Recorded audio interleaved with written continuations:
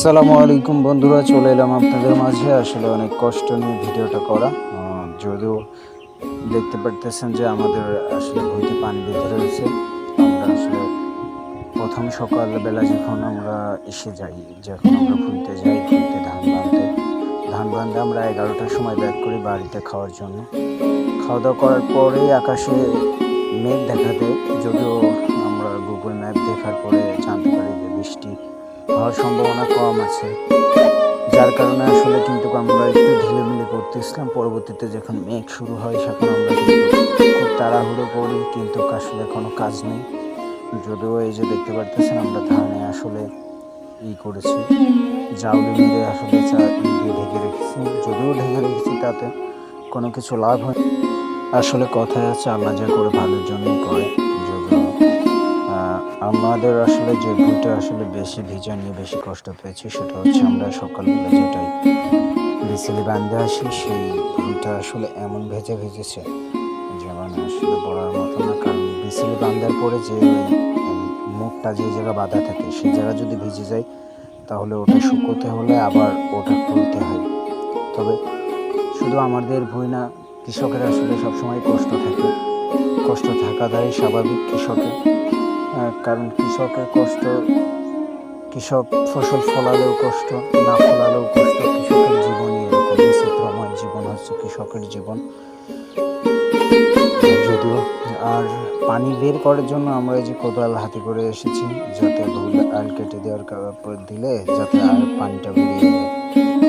যদিও পানি বেরোয় আসলে কোনো লাভ হচ্ছে না, কারণ চারিপাশে শুধু পানি আর পানি। কারণ যে পরিমাণ বৃষ্টি হয়েছে, মানে ধারণার বাইরে। আসলে আমাদের জন্য অনেক একটা কষ্টের সময়। আর যদিও সব ধানই প্রায় শুকিয়ে গেছিলো, আমরা 10 কাঠা ভুঁই বিচেলি বাঁধার পরে আসলে বৃষ্টি লাভার কারণে কিন্তু আমরা ওই বিচেলিগুলো এক জায়গায় করে জাউলি মারতে পারিনি, ওইভাবে ভিজে গেছে। আর দেখতে পারতেছেন যে পরিমাণ পানি আসলে বেঁধেছে, তাতে ধান আমাদের আবার মাথায় করে অন্য জায়গায় নিয়ে যাই শুকাতে হবে। আসলে আজকের দিন খরা হলে আমরা মোটামুটি সব কিছুই আসলে আমাদের শেষ হয়ে যেত। আমরা একটা ধানও এখন পর্যন্ত বাসায় উঠাতে পারিনি। মনটা খারাপ, কারণ এরকম একটা পরিবেশ হবে বুঝতে পারিনি। কারণ সকালবেলা আমরা যখন গুগল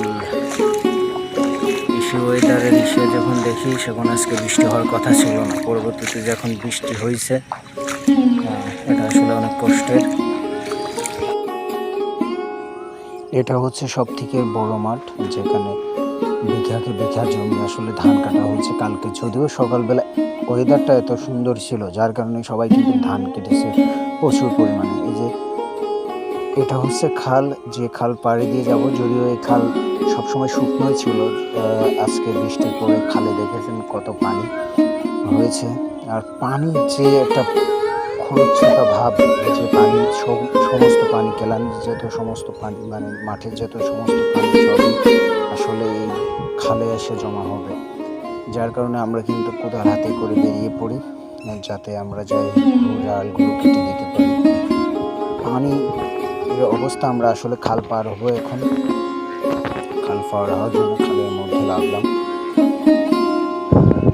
লেগে আমরা ওপারে উঠে আসলে ওই পাশে আমাদের সেই ভুঁইটা রয়েছে, যে ভুঁইটা নিয়ে আসলে বেশি কষ্ট। কারণ হচ্ছে ওই ভুঁইতে তেমন একটা করতে পারিনি। আমি যখন দৌড়ায়ে যাই ওই ভুঁইতে পৌঁছাই, সেই সময় আসলে ওই ভুঁই যায় দেখি যে বৃষ্টি অলরেডি, মানে যায় পৌঁছালাম আর বৃষ্টি শুরু হয়ে গেল, যার কারণে আসলে আর গোছানো হয়নি। দেখেন কি পরিমাণ পানি মাঠ থেকে আসে এই খালে জমা হচ্ছে। আর বলবো আসলে অনেক কষ্টে, কারণ কাজ গুছিয়ে ফেলেছিলাম। এই যে ভুঁই আল কাটতেছি, যে আল কাটা যাতে পানিটা কমে যায়, ভুঁই থেকে কমে গেলে যাতে আমরা আবার পরবর্তীতে এই ভুঁইটা আমাদের সব থেকে বেশি কষ্টদায়ক একটা ভুঁই। আমরা বিচেলি সকালবেলা বাঁধি, আর দেখেন সব পানিতে আসলে ভেসে রয়েছে। আশেপাশে সমস্ত ভুঁইতেই পানি, প্রচুর পরিমাণে পানি। মানে এত পানি আসলে ভাবা যায় না যে হঠাৎ করে বৃষ্টি হয়ে এত পানি হয়ে গেছে। তার পরবর্তীতে আমরা আসলে এখন আল্লাহ সুবহানাহু ওয়া তাআলার কাছে আশা করতেছি যাতে রোদ হয়, রোদ হলে যাতে পানিটা শুকায় যায়, শুকালে যাতে আমরা আসলে বিশেষ করে এই বিচেলিগুলো আবার বানাতে পারি, যেহেতু শুকাতে হবে। আর কৃষকের কষ্ট থাকবে, সবাই কৃষকের জন্য দোয়া করবেন আশা করি, কারণ কৃষক বাঁচলে বাঁচবে দেশ, এটা সবসময় বলে আসলে মানুষ পরবর্তীতে